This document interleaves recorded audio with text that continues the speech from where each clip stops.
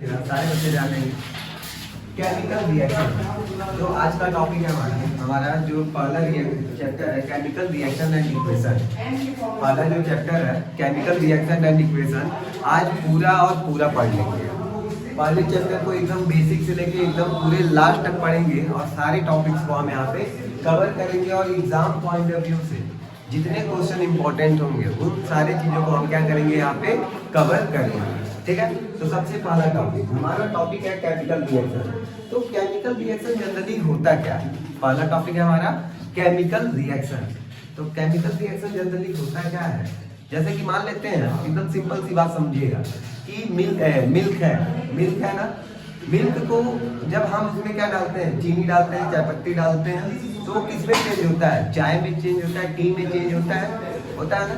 तो क्या हुआ जब तो क्या हुआ केमिकल रिएक्शन में एक फॉर्म से दूसरे फॉर्म में चेंज हो गया, वो मिल्क से चाय में बदल गया, टी में बदल गया। तो क्या देखने को मिल रहा है? देखने को ये मिल रहा है कि उसका कलर चेंज हो रहा है, टेम्परेचर भी कहीं ना कहीं हम हीट दे रहे हैं तो टेम्परेचर भी चेंज हो जा रहा है। क्लियर है? तो कलर चेंज हो रहा है ना। हाँ, तो जब कोई रिएक्शन होता है ठीक है, तो उसका क्या होता है? कलर चेंज होता है। क्या होता है? कलर चेंज हो जाता है। जैसे दूध से क्या हो गया, जब चाय बन गया तो वो कलर चेंजेस हो गया और टेम्परेचर भी चेंज हो जाता है। और क्या हो जाता है? टेम्परेचर भी चेंज हो जाता है। और क्या हो जाता है? जैसे कि स्टेट चेंज हो जाता है। आप सोचेंगे सर स्टेट किस तरह चेंज हो जाता है? जैसे कोई भी बर्फ है हमारा, क्या है? बर्फ है, आइस है। आइस हमारा जब क्या होता है, ये 0 डिग्री सेल्सियस पे आइस होता है, लेकिन फिर ये किस में बदल जाता है? लिक्विड में बदल जाता है, वाटर में। वाटर में बदल जाता है, मतलब कि ये सॉलिड से किस में बदल जा रहा है? लिक्विड में। तो ये भी क्या हो रहा है? एक अपना स्टेट चेंज कर रहा है ना। तो ये स्टेट चेंज करना होता है कि किसी भी रिएक्शन को करवा रहा है वो सॉलिड से किस में बदल जा रहा है? लिक्विड में। रिएक्शन कराते हो ना, देखते हो कभी रिएक्शन करा रहे हो तो वो गैस में बदल जाता है। अब सोचो कि सर गैस में कैसे बदलता है लिक्विड? तो ध्यान दीजिएगा, जिंक होता है, जिंक को H2SO4 के साथ रिएक्शन कराते हैं। इसके साथ H2SO4, ठीक है। तो ये मेटल है, ये एसिड है, रिएक्शन कराओगे ना, ये लिक्विड फॉर्म में है, किस फॉर्म में है? लिक्विड। अब ये किसमें बदल जाएगा? हाइड्रोजन गैस में बदलता है। किसमें बदलता है? Hydrogen gas. तो लिक्विड से किसमें बदल दिया गया? गैस में। तो क्या ये अपना स्टेट नहीं चेंज किया? तो हमने बोला है कि कलर चेंज हो रहा है, स्टेट चेंज हो रहा है, टेम्परेचर चेंज हो रहा है। और फिर कभी कभी ये क्या होता है? प्रेसिपिटेशन भी देता है। क्या दे देता है? प्रेसिपिटेशन। आप सोच रहे होंगे सर प्रेसिपिटेशन क्या होता है? तो हिंदी में जानो अवक्षेप होता है। क्या होता है? अवक्षेप। आप सोच रहे होंगे अवक्षेप क्या होता है? तो ध्यान दीजिएगा कि कभी कभी कोई भी चीज, जैसे सिंपल से लैंग्वेज में सुनो, जो चाय होता है ना, चाय में जो चाय पत्ती होता है वो क्या होता है? अवक्षेप जैसा बिहेव करता है। समझ में आ रहा है? जो चाय पत्ती बन जाता है ना, वो किस तरह बिहेव करता है? अवक्षेप, प्रेसिपिटेट जैसा बिहेव करता है। समझ में आ रहा है? जब चाय बना देते हो तो उसमें चाय पत्ती भी तोड़ा जाता है तो वो प्रेसिपिटेट, लेकिन उस तरह फॉर्मेशन उस तरह नहीं होता है। प्रेसिपिटेट का फॉर्मेशन कैसे होता है? जब दो लिक्विड को रिएक्शन कराओगे, दो लिक्विड को रिएक्शन कराओ या किसी को रिएक्शन कराओ तो नीचे जम जाता है, नीचे कुछ भी चीज क्या हो जाता है? जम जाता है। ठीक है, वही प्रेसिपिटेट के फॉर्म में होता है। क्लियर है? बातें समझ में आ रहा है कि जब किसी दो लिक्विड को हम लोग गर्म मतलब रिएक्शन कराते हैं तो अपनी अवस्था जब चेंज करता है तो नीचे क्या हो जाता है? जम जाता है। अब सोचो कि सर ये कैसे, थोड़ा सा और अंदर तक जाइए, प्रेसिपिटेशन कैसे आएगा? तो ध्यान दीजिएगा, सारे बच्चे ध्यान दीजिएगा। एक थोड़ा सा समझिएगा, एक बोतल है, दो बोतल है, दोनों बोतल में एक में HCl डाल दिए हैं, एक में H2SO4 डाल दिए हैं। क्या डाल दिए हैं? एक में हम डाल दिए हैं HCl डाल दिए हैं और एक में H2SO4 डाल दिए हैं। क्लियर है? और एक बहुत बड़ी बात, दोनों का रैपर हटा देते हैं कि इस पे HCl लिखा है, इस पे H2SO4 लिखा है, दोनों हटा देते हैं। हमको पता ही नहीं है कि किसमें HCl है, किसमें H2SO4 है। ठीक, रैपर हटा दिया, दोनों एक ही जैसा दिखता है। दोनों क्या होता है? एक ही जैसा दिखता है। अब कैसे पता करेंगे कि कौन HCl है, कौन H2SO4 है? कुछ तो लिखा नहीं है और दोनों सेम तरह दिख रहा है। भाई HCl तो पियोगे नहीं, HCl तो पियोगे नहीं, पी के तो बताओगे क्या? तो पी को ऐसे स्वाद भी नहीं पता है भाई, मर जाओगे ऐसे। तो कैसे पता चलता है कि कौन हमारा HCl है, कौन हमारा H2SO4 है? तो ध्यान दीजिएगा, दोनों में क्या डालते हैं? BaCl2 डालते हैं। क्या डालते हैं? BaCl2, बेरियम क्लोराइड होता है। ठीक है, जब बेरियम क्लोराइड HCl में डालते हैं तो कोई भी रिएक्शन शुरू नहीं करता है। कोई भी रिएक्शन शो नहीं करता है। क्यों नहीं करता है? क्योंकि यहाँ पे भी क्लोरीन है, यहाँ पे क्लोरीन है, ठीक है, तो रिएक्शन शो नहीं करता। लेकिन जैसे ही हम किसमें डाल देते हैं, H2SO4 वाले में डाल देते हैं, वो नीचे सफेद रंग का प्रेसिपिटेट बन जाता है। किस कलर का? व्हाइट प्रेसिपिटेट बन जाता है। बातें समझ आ रहा है? व्हाइट प्रेसिपिटेट, ठीक है। तो इससे हमको पता चल जाएगा ना, मान लो HCl H2SO4 लिए, हमको नहीं पता कौन क्या है। HCl वाले में जब BaCl2 डालेंगे तो कोई रिएक्शन नहीं होगा, लेकिन जैसे ही हम H2SO4 वाले में क्या करेंगे, BaCl2 डालेंगे, वो क्या होगा?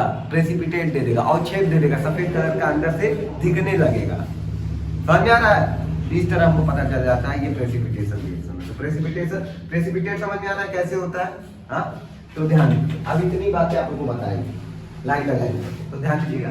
केमिकल रिएक्शन क्या होता है? तो केमिकल रिएक्शन वो होता है कि जब केमिकल रिएक्शन के दौरान क्या होता है, स्टेट चेंज हो जाता है। स्टेट चेंज हो जाता है, स्टेट मतलब कि सॉलिड से लिक्विड, लिक्विड से गैस, कलर चेंज हो जाता है। हो सकता है स्टार्टिंग में व्हाइट कलर का हो, चाय वाला कलर बन गया हो, कलर चेंज हो जाता है। फिर क्या है? स्टेट चेंज हो जाता है, कलर चेंज हो जाता है, टेम्परेचर चेंज हो जाता है। कभी कभी आप लोग ये देखे हैं कि चूना, घर पे देखे होंगे चूना, जब घर पेंट होता है तो चूना डाला जाता है। तो चूने में जब पानी डाला जाता है, चूने में पानी डाला जाता है, बहुत ज्यादा खौलता है, लगता है कि उबल रहा है।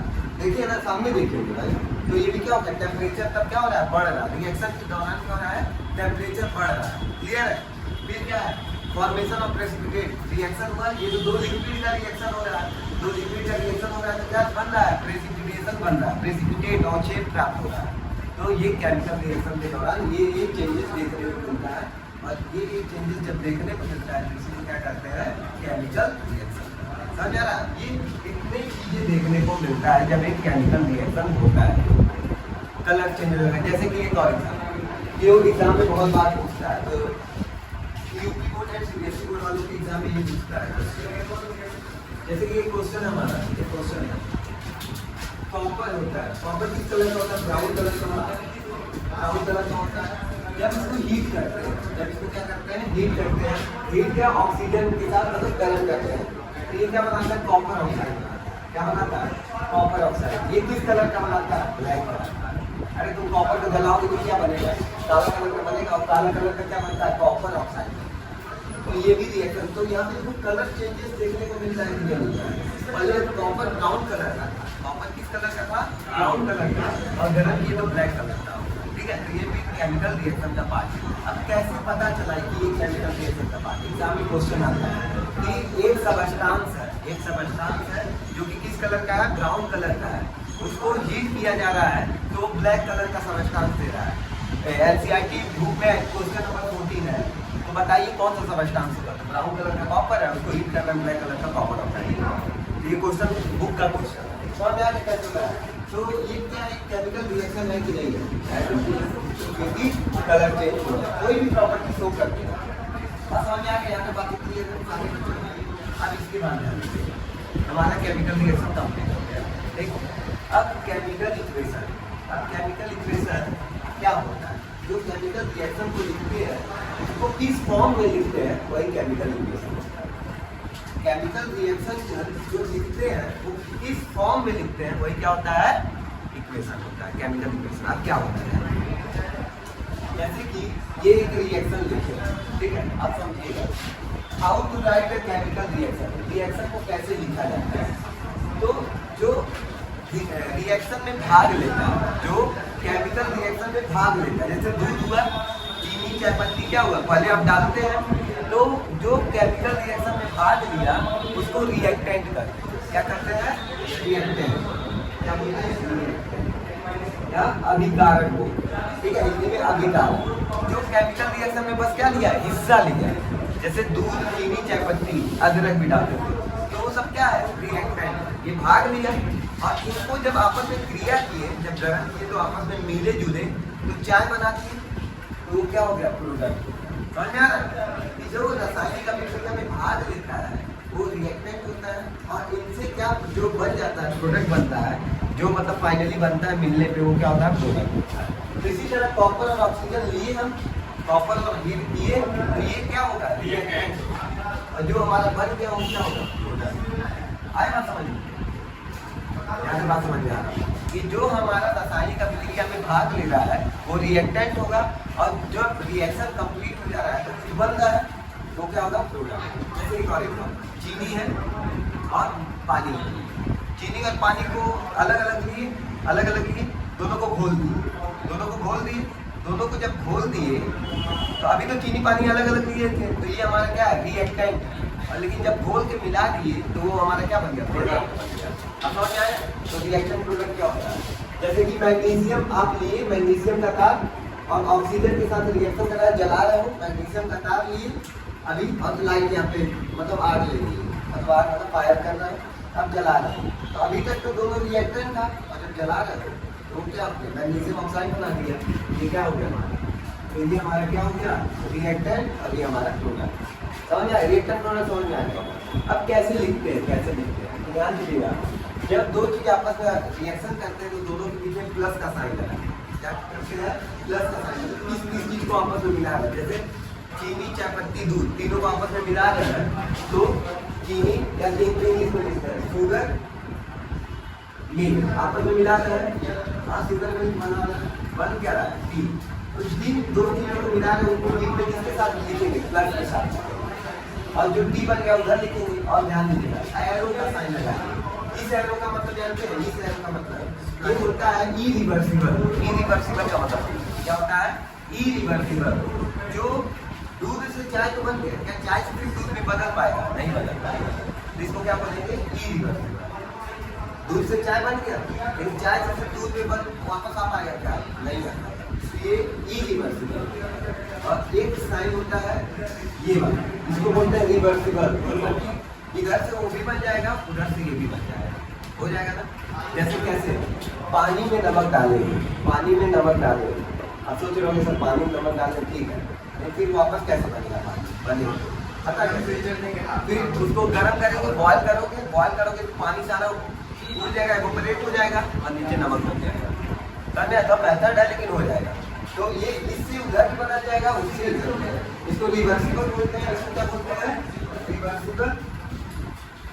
रिवर्सिबल में क्या होता है, ठीक दोनों हो गया, इधर से रिएक्टेंट से प्रोडक्ट बन सकता है, प्रोडक्ट से रिएक्टेंट बन सकता है। इरिवर्सिबल रिएक्टेंट से प्रोडक्ट में बदल सकता है, लेकिन प्रोडक्ट से रिएक्टेंट में नहीं बदलेगा। तो इतना बातें आप लोगों को बताई गई। केमिकल रिएक्शन क्या होता है, केमिकल रिएक्शन कैसे लिखा है तो समझ में आ गया। इधर वाला रिएक्टेंट होता है, इधर वाला प्रोडक्ट। ये इरिवर्सिबल का है कि रिएक्टेंट से प्रोडक्ट बन सकता है, प्रोडक्ट से रिएक्टेंट है। ये रिवर्सिबल का यहाँ से इसे बदल सकता है, यहाँ से इसे, इसमें दोनों बदल सकता है। तो यहाँ तक बातें समझ आए। और क्वेश्चन नंबर 2 का बहुत इंपॉर्टेंट है, तो यहाँ तक अभी आपका सारा टॉपिक क्लियर होता है, chemical reaction and chemical reaction. कोई डाउट किसी बच्चे को नहीं हो सकता, इसी वे में समझ में आया। अब इसके बाद आगे बढ़ते हैं नेक्स्ट टॉपिक पे। ध्यान दीजिएगा सारे बच्चों, types of chemical equation. Types of chemical equation का क्या है, अभी तक तो आप लोग केमिकल इक्वेशन लिखना सीखे हैं। अब जो टाइप्स है, तो केमिकल इक्वेशन कितने टाइप्स के होते हैं, तो ये 4 टाइप्स के, कितने 4 टाइप्स के। पहला skeletal equation, second balance equation, third atomic equation, fourth molecular equation. अब सबको लाइन बाय लाइन पढ़ते हैं। पहला स्केलेटल इक्वेशन क्या होता है, ध्यान दीजिएगा सारे बच्चे। स्केलेटल इक्वेशन वो इक्वेशन होता है जहाँ पे हम रिएक्टेंट को एंड प्रोडक्ट को और प्रोडक्ट को एक सिंपली फॉर्म में लिख देते हैं। समझ आ रहा है कि मतलब बस इसको हम लिख देते हैं कि ये क्या रिएक्शन है। जैसे कि कार्बन और ऑक्सीजन जब रिएक्ट करता है तो क्या बना, कार्बन डाइऑक्साइड, ठीक है। समझ आ रहा है। H2 और O2 जब रिएक्शन कर रहा है तो क्या बन रहा है, H2O लिख रहा है। तो बस सिंपल सा हम ये दिखा रहा है, रिप्रेजेंट कर रहा है कि जब दो चीज रिएक्शन करता है तो क्या बनता है, सिंपल सा। तो इसको हम क्या बोलते हैं, स्केलेटल, मतलब किसी भी चीज का स्ट्रक्चर प्रदान करना। स्केलेटल का मतलब जानते हो, किसी भी चीज का ढांचा बनाना, मतलब ये रिएक्शन में ये चीज इन्वॉल्व होगा। जैसे कि कैल्शियम कार्बोनेट और HCl जब आपस में रिएक्शन करता है तो CaCl2 H2O और CO2 बनाएगा, ये तो बनाएगा, लेकिन यहाँ पे बैलेंस नहीं किया जाता है। यहाँ पे बस क्या कर दिया जाता है, लिख दिया जाता है। जैसे कि यहाँ पे एक और रिएक्शन लिख दिए, H2 + O2, क्या लिख दिए, H2O लिख दिए। ये बैलेंस इक्वेशन नहीं है, ये बस सिंपल सा लिख दिए कि हाइड्रोजन और ऑक्सीजन जब रिएक्शन करता है तो क्या बनाना है, H2O बनाना है। तो ये एक ढांचा दे दिया गया, एक स्ट्रक्चर बना दिया गया कि बस ये H2O बनाएगा, आपस में रिएक्शन करेगा। लेकिन इसको बैलेंस नहीं किया गया। बैलेंस नहीं किया गया मतलब आगे अभी हम समझाएंगे कि जो मास ऑफ द रिएक्टेंट होता है उसका मास ऑफ द प्रोडक्ट होना चाहिए। मतलब कि यहाँ पे ऑक्सीजन 2 है ना, तो यहाँ पे भी ऑक्सीजन कितना होना चाहिए, 2 होना चाहिए। यहाँ पे हाइड्रोजन 2 है तो यहाँ पे भी 2 होना चाहिए। ये मतलब बैलेंस होना चाहिए, कितना इसमें होंगे उतना इधर में। क्लियर है? तो स्केलेटन में लेकिन ये सब बातें नहीं होती। स्केलेटन मतलब बस ढांचा दे देना कि हाइड्रोजन और ऑक्सीजन जब रिएक्शन कर रहा है तो क्या बना रहा है, वाटर। बात समझ में आ गया? तो ये स्केलेटल इक्वेशन। सेकंड क्या होता है, बैलेंस इक्वेशन। अब बैलेंस इक्वेशन की बात करते हैं। जैसे ये लिख दिए H2 और O2 फिर से समझा। H2 और O2 जब लिख दिए तो ये क्या बनाया, H2। ये तो स्केलेटल स्ट्रक्चर हो गया, लेकिन आप बैलेंस कर दिए कि जितना इधर है उतना ही उधर भी है। जैसे कि देखो यहाँ पे हाइड्रोजन 2 है, ऑक्सीजन 2 है। तो ऑक्सीजन 2 है तो यहाँ 2 से गुणा कर दो, ऑक्सीजन 2 है, लेकिन हाइड्रोजन अब कितना हो गया, 4 हो गया। यहाँ पे 2 से गुणा कर दो। अब देखो जितना हाइड्रोजन इधर है उतना हाइड्रोजन इधर भी है, जितना ऑक्सीजन इधर है उतना ऑक्सीजन इधर है। देखो यहाँ पे 2 ऑक्सीजन है, यहाँ पे 2 ऑक्सीजन है। हाइड्रोजन देखो 2 × 2 4, और यहाँ देखो 2 × 2 4। तो ये बैलेंस इक्वेशन होता है कि मतलब कि जितना रिएक्टेंट में होगा उतना प्रोडक्ट में होगा। और ये क्या है हमारा स्केलेटन। अब जैसे एक और एग्जांपल, N2 और H2 आपस में रिएक्शन करके NH3 बनाता है, ये अमोनिया बनाता है। ये नाइट्रोजन गैस है, हाइड्रोजन है, रिएक्शन करके क्या बनाया, अमोनिया बनाया। इसको स्केलेटन बोलेंगे, इसको बस स्केलेटन बोलेंगे। लेकिन अगर यहाँ बैलेंस कर दे, यहाँ पे 2 लगा दे तो 2 × 4, यहाँ 3 लगा दे, 3 लगा दे 6, और यहाँ पे 2 लगा। अब देखो ये इक्वेशन बैलेंस है। इक्वेशन क्या है, बैलेंस। इसको बैलेंस जितना इधर है उतना ही उधर है। समझ आ रहा है? रिएक्शन बैलेंस, तो बैलेंस इक्वेशन क्लियर हो गया? समझ आ रहा है? तो मुझे बता दो जब नहीं बैलेंस किए तो वो स्केलेटन। अब इसके बाद आता है एटॉमिक इक्वेशन। एटॉमिक इक्वेशन क्या होता है, ऐसा इक्वेशन जिसमें रिएक्टेंट या प्रोडक्ट में क्या हो, एटम उपस्थित हो। क्या उपस्थित हो, एटम, परमाणु उपस्थित। अब सोचो कि सर परमाणु क्या होता है, तो अभी जब डाल्टन ने बोला था, उन्होंने बोला था कि एकदम टीनी पार्टिकल्स होता है। क्या होता है, टीनी पार्टिकल्स होता है। टीनी पार्टिकल मतलब कि इसमें का सबसे छोटा पार्टिकल क्या बोला था, एटम बोला था। लेकिन ये डाल्टन बोले थे, ये गलत हो गया था। लेकिन आप जानो कि छोटा पार्टिकल। तो देखो सोडियम भी क्या है, एटम जैसा बिहेव कर रहा है, और यहाँ पे हाइड्रोजन भी देखो एटम जैसा बिहेव कर रहा है। ठीक है, इसको एटम बोलेंगे। देखो रिएक्टेंट या प्रोडक्ट में एक जगह एटम आ गया था, तो इसी को क्या बोलेंगे, एटॉमिक इक्वेशन। मॉलिक्यूलर इक्वेशन क्या होता है, मॉलिक्यूल के फॉर्म में होता है। जब एटम आपस में रिएक्शन करते हैं, जैसे हाइड्रोजन और हाइड्रोजन ये दोनों एटम है, जब आपस में रिएक्शन करते हैं तो मॉलिक्यूल बनाते हैं, H2। नाइट्रोजन और नाइट्रोजन आपस में रिएक्शन करते हैं, क्या बनाते हैं, N2। तो ऐसा रिएक्शन जिसमें रिएक्टेंट या प्रोडक्ट में क्या हो, हमारा मॉलिक्यूल हो। क्या हो, मॉलिक्यूल हो। इसको क्या कहते हैं, मॉलिक्यूलर इक्वेशन। 2Na + H2 है ना, ये एटम है कि मॉलिक्यूल है, मॉलिक्यूल है। बस हाइड्रोजन होता है तो क्या होता है, एटम। तो मॉलिक्यूल उपस्थित है ना रिएक्शन में, तो ऐसी रिएक्शन को क्या बोलते हैं, मॉलिक्यूलर इक्वेशन। अब बात समझ में आई कि जिसमें मॉलिक्यूल उपस्थित होता है उसको मॉलिक्यूलर इक्वेशन, जिसमें एटम उपस्थित होता है उसको एटॉमिक स्ट्रक्चर। बैलेंस इक्वेशन मतलब जितना रिएक्टेंट में जो हो उतना ही प्रोडक्ट में होना चाहिए, और इसमें तो कोई ऐसा हिसाब नहीं है, बस एक स्ट्रक्चर प्रदान करना। तो ये हम केमिकल इक्वेशन हमको समझा के अब आगे बढ़ेंगे। यहाँ तक समझ में आ गया? तो एक बार नोट कर लेते हैं हम लोग, जो नोट कर दिया अच्छी बात है, जो नहीं नोट किया है इसको अब ध्यान दीजिएगा। अब बात करते हैं representation of physical state of the reactant and product. मतलब क्या होगा, अब फिजिकल स्टेट का मतलब पहले समझो कि सॉलिड में है, ठोस अवस्था में है, कि लिक्विड अवस्था में, द्रव में है, कि गैस अवस्था में। जैसे कि हाइड्रोजन और ऑक्सीजन आपस में जब रिएक्शन करते हैं तो क्या बनाते हैं, H2O बनाते हैं। क्या बनाते हैं, H2O। लेकिन ये जो हाइड्रोजन होता है वो गैसीय अवस्था में होता है। किस अवस्था में होता है, गैस।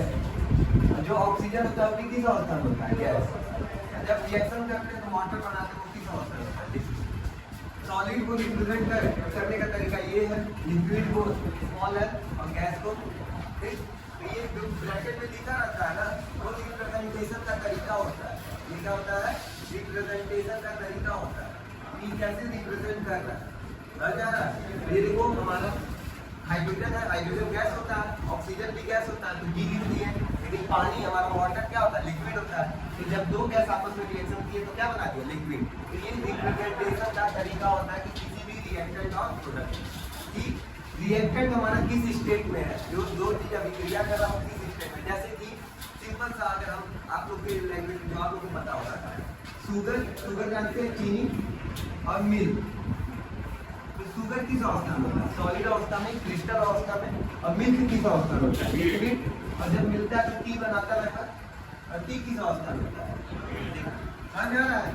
तो इस तरह ये इसकी अवस्था को दर्शाता है, फिजिकल स्टेट को दर्शाता है। फिर रिएक्शन में समझ आ रहा है, तो ये हमारा रिप्रेजेंटेशन करने का तरीका है। अब नेक्स्ट अभी दूसरा टॉपिक हम आगे स्टार्ट करेंगे। बातें समझ में आया, आज सारे टॉपिक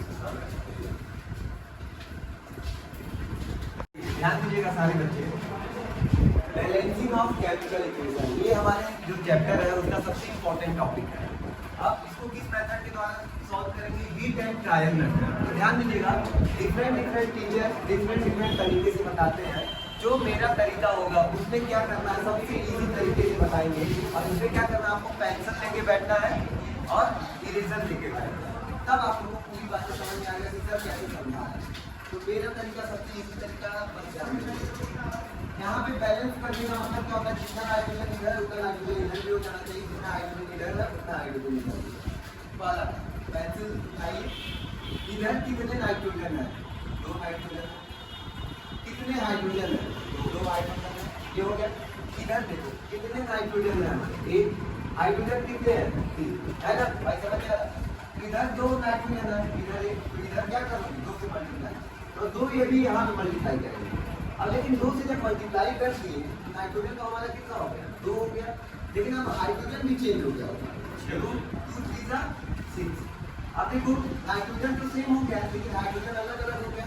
यहाँ पे 2 है, यहाँ पे 6 है, 2 है, इधर 6। तो क्या कर सकते हैं, देखो यहाँ पे अगर 3 से मल्टीप्लाई कर दे, 3 2 6, और यहाँ पे कितना है, ये हमारा इक्वेशन बैलेंस हो गया कि नहीं हो गया, हो गया। तो मेरा तरीका देखो कितना इजी है, इरेजर लेके बैठना, जो है बैलेंस करना। और एग्जाम्पल करेंगे, मैग्नीशियम ऑक्सीजन के साथ जब रिएक्शन करता है तो मैग्नीशियम ऑक्साइड बनाता है, सारे बच्चे।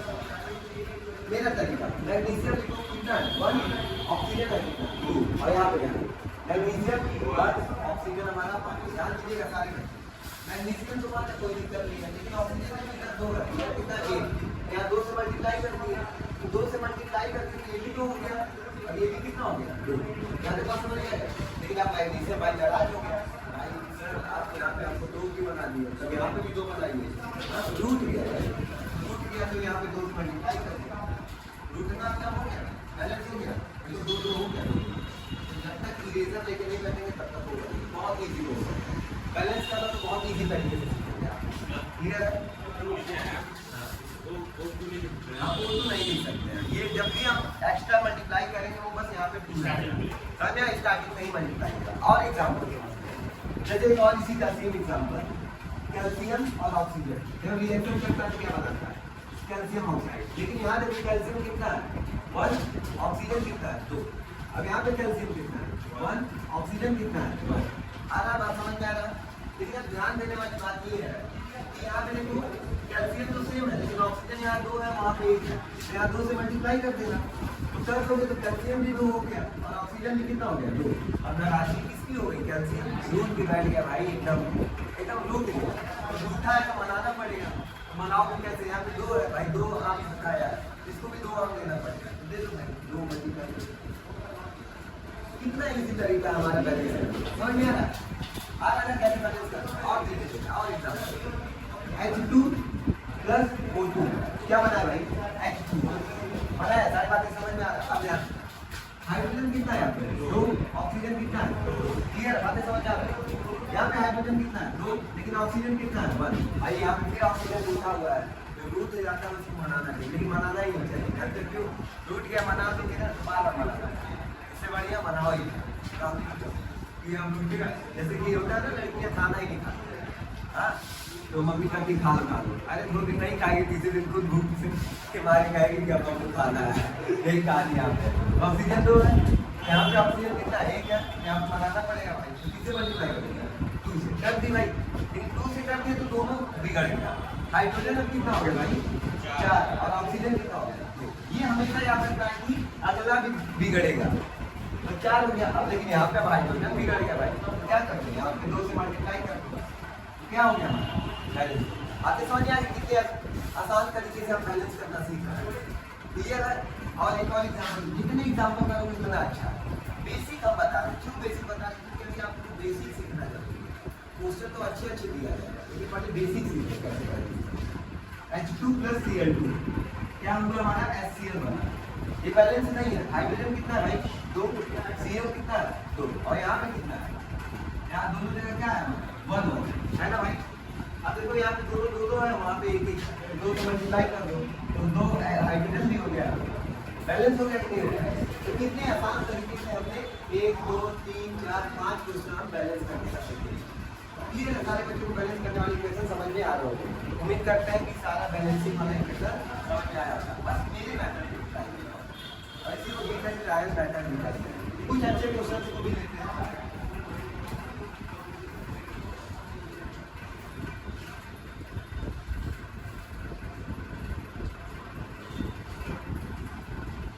एक अच्छा क्वेश्चन लेते हैं, इसको मिटाते इरेज करते हैं। कुछ अच्छे क्वेश्चन को लेके चलते हैं, ध्यान दीजिएगा सारे बच्चे। Fe3O4 plus H2 Fe plus H2, ये अच्छा क्वेश्चन।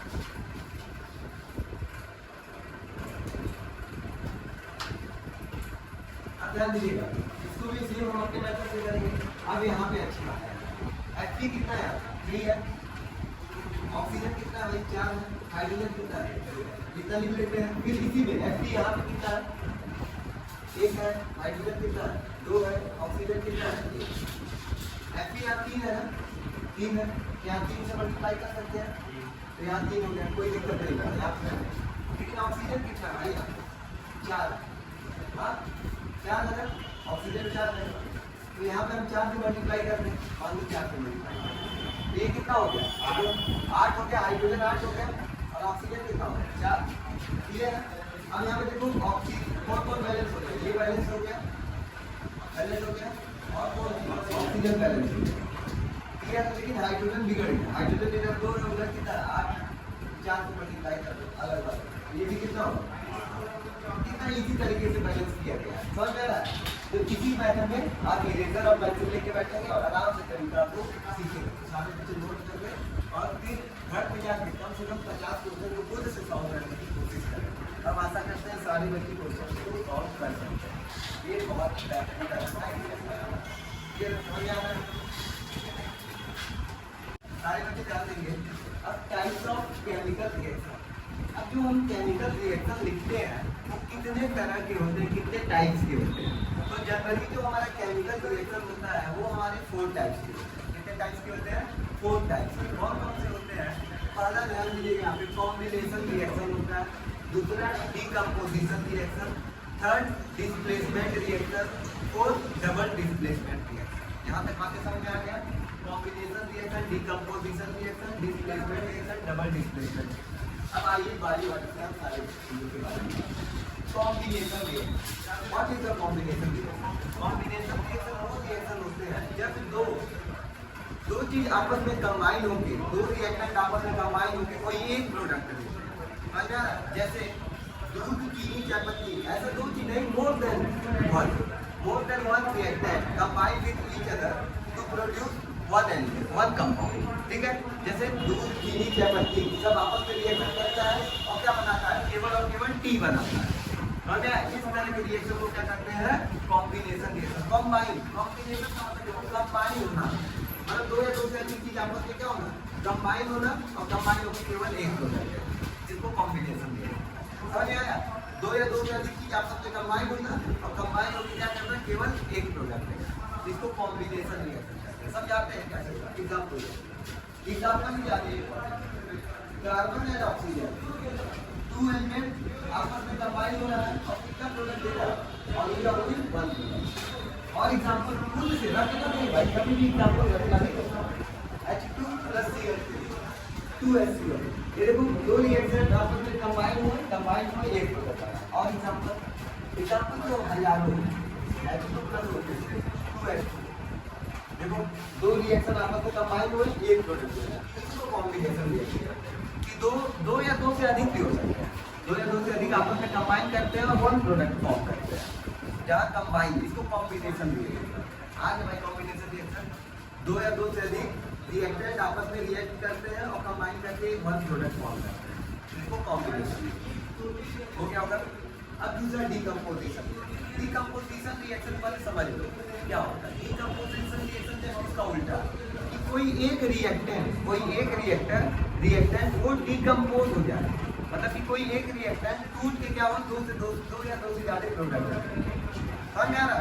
इसमें क्या हो रहा है, दो चीज कंबाइन होकर एक बना रहा है और इसी का उल्टा एक चीज टूट के एक से ज्यादा प्रोडक्ट बना रहा है, समझ आ रहा। इसको डीकम्पोजिशन मतलब समझ आ रहा है कि कोई एक रिएक्टेंट है उसको क्या किया जा रहा है, या तो हीट दे दो या तो फोटोलिसिस दे दो सनलाइट के प्रेजेंस में, या तो क्या करो इलेक्ट्रोलिसिस दे दो, तो वो क्या हो जाए एक से ज्यादा प्रोडक्ट बना दो, तो इसको क्या करते हैं डीकम्पोजिशन। ठीक है, अब ध्यान दीजिएगा जो डीकम्पोजिशन रिएक्शन होता है, जैसे कि मान लेते हैं एग्जांपल हम इसका लेते हैं कैल्शियम कार्बोनेट। क्या है कैल्शियम कार्बोनेट, उसको आप हीट करेंगे ना, एक रिएक्टेंट है हीट करोगे तो ये किससे बनेगा calcium oxide and carbon dioxide, टूट गया ना। और ये क्या है, ये पता है क्या है, ये जैसे कि चूना पत्थर होता है ना, वही होता है। जो दीवार है ना, ये देखिए दीवार जो होता है हमारा वॉल जो होता है, मान लीजिए वॉल है ऊपर दिख रहा होगा वॉल है, वॉल पे जो पेंटिंग हो गया ना वो यही है कैल्शियम कार्बोनेट। और कैल्शियम कार्बोनेट जो एग होता है ना, एग अंडा का जो ऊपर सफेद वाला देखते हैं ना, ऊपर वाला पार्ट जो कठोर होता है, ठोस होता है, सॉलिड होता है, वो कैल्शियम कार्बोनेट है। वो जब इसको हीट करेंगे तो किसमें बदलेगा कैल्शियम ऑक्साइड और कार्बन डाइऑक्साइड गैस होता है।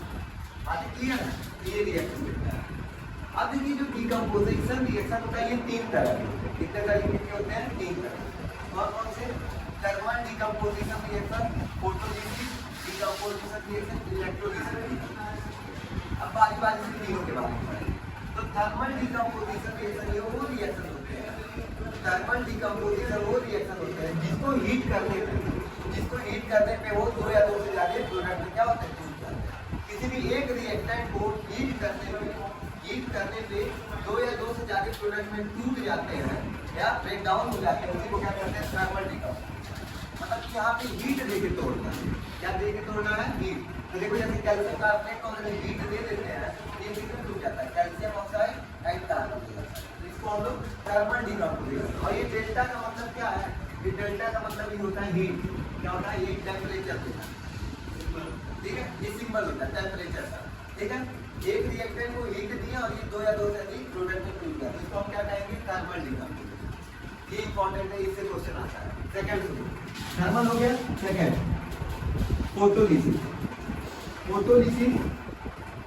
डीकम्पोजिशन। अब देखो सेम वही है, ऐसा डीकम्पोजिशन रिएक्शन जिसमें क्या हो सनलाइट की उपस्थिति में रिएक्शन क्या होता है, कोई एक चीज इसमें टूट जाता है, एक से ज्यादा चीजों में टूट जाता है, लेकिन इसमें क्या होना चाहिए सनलाइट होना चाहिए। जैसे कि फॉर्म होता है AgCl होता है, क्या होता है AgCl। क्वेश्चन पूछता है AgCl जो होता है, AgCl को अगर हम सनलाइट की उपस्थिति में रख दें, इसको क्या बोलते हैं सिल्वर क्लोराइड। सिल्वर क्लोराइड को सनलाइट को कैसे दिखाते हैं HNu से दिखाते हैं, HNu, इसको न्यू बोलते हैं। न्यू ये सनलाइट है, ये क्या है सनलाइट है। अब जब सनलाइट के प्रेजेंस में इसको रखते हैं तो ये क्या होता है, ये Ag में टूट जाता है, Ag मतलब सिल्वर में और क्लोरीन में टूट जाता है, समझ आ रहा है। तो क्वेश्चन पूछता है ये समझ आ रहा है। फोटोलिसिस डीकम्पोजिशन क्या होता है, फोटोलिसिस डीकम्पोजिशन वो रिएक्शन होते हैं जो सनलाइट की उपस्थिति में कोई एक reactant more than two product में क्या हो जाता है टूट जाता है, ब्रेक डाउन हो जाता है, इसको फोटोलिसिस। अब एग्जाम में क्वेश्चन ये आता है कि एक कोई कंपाउंड है उसको सनलाइट की उपस्थिति में रखा गया तो ग्रेइश कलर में टूट गया, किसमें टूट गया ग्रेइश कलर, ठीक है। तो क्यों टूटा, पहली बार क्यों फोटोसिंथेसिस है, और कौन सा टूटा होगा AgCl, हमारा किसमें ब्रेक डाउन हुआ होगा Ag। ये क्वेश्चन पूछता है कि एक कंपाउंड जो उसको सनलाइट की उपस्थिति में रख दिया गया वो ग्रे कलर में टूट गया, किस कलर में टूट गया, ग्रे या सिल्वर कलर में टूट गया, तो वो कौन सा रिएक्शन शो करेगा, तो फोटोलिसिस डीकम्पोजिशन, ठीक है। तो इसको फोटोलिसिस डिकम्पोजिशन रिएक्शन कहते हैं। वो अलग अलग तरीके से हो सकता है, ठीक है। अब इसके बाद लास्ट हमारा बचा इलेक्ट्रोलिसिस डिकम्पोजिशन। क्या बचा? इलेक्ट्रोलिसिस। इलेक्ट्रोलिसिस डिकम्पोजिशन क्या होता है? ऐसा डिकम्पोजिशन रिएक्शन जो इलेक्ट्रिक लाइट देने पे टूट जाए, कि जिसमें इलेक्ट्रिक करंट दिया जा रहा है, इलेक्ट्रिक करंट देने पे कोई भी रिएक्टेंट क्या हो जा रहा है, मोर देन 2 प्रोडक्ट में टूट जा रहा है। जैसे कि NaCl है, NaCl है, 2 NaCl है, इसको हम लोग इलेक्ट्रिक करंट देते हैं। क्या देते हैं? करंट, ठीक है। आगे हम बताते हैं Na+Cl- मतलब Na और Cl में तो दिया ना, Na और Cl में, तो ये क्या होगा? इलेक्ट्रिक करंट दिया गया Na और Cl में। अगर इलेक्ट्रिक करंट दिया गया जब नमक में, तो वो किसमें टूट गया? Na में टूट गया और Cl में टूट गया। ऐसा नहीं है कि ऐसे दिया गया होगा, एक वाटर का सोल्यूशन लिया गया होगा, एक वाटर लिया गया होगा बीकर में और नमक डाला गया होगा NaCl, और इसमें इलेक्ट्रिक करंट जैसे ही डालेंगे तो क्या होगा? Na में टूट जाएगा, Cl में, इस तरह होगा। तो इलेक्ट्रिक करंट देने में जब कोई भी 1 से 2 में टूट जाता है तो इसको इलेक्ट्रोलिसिस डिकम्पोजिशन कहते हैं। सूरज की लाइट, सनलाइट की उपस्थिति में कोई भी चीज 1 से 2 में टूटता है तो उसको फोटोलिसिस डिकम्पोजिशन कहते हैं। और जब हीट देके किसी को 1 में 2 में तोड़ा जाता है, कोई एक रिएक्टेंट को 2 फॉर्म में तोड़ दिया जाता है, मोर देन 1 प्रोडक्ट में, तो क्या बोलते हैं? Thermal decomposition. थर्मल का मतलब ये होता है हीट, ठीक है। ये हमारे हीट, तो 2 रिएक्शन हम कंप्लीट करा दिए, कॉम्बिनेशन रिएक्शन, डिकम्पोजिशन रिएक्शन। अब आगे हम पढ़ेंगे displacement reaction and double displacement reaction. ध्यान दीजिएगा सारे बच्चे। अब जो हमारा नेक्स्ट है वो डिस्प्लेसमेंट रिएक्शन, तो ध्यान देने वाली बात है। डिस्प्लेसमेंट रिएक्शन का डेफिनेशन अगर पूछा जाए तो बोलता है हाई रिएक्टिव मेटल, क्या बोलता है? High reactive metal less reactive metal को क्या करता है? डिस्प्लेस कर देता है। क्या बोलता है? हाई रिएक्टिव मेटल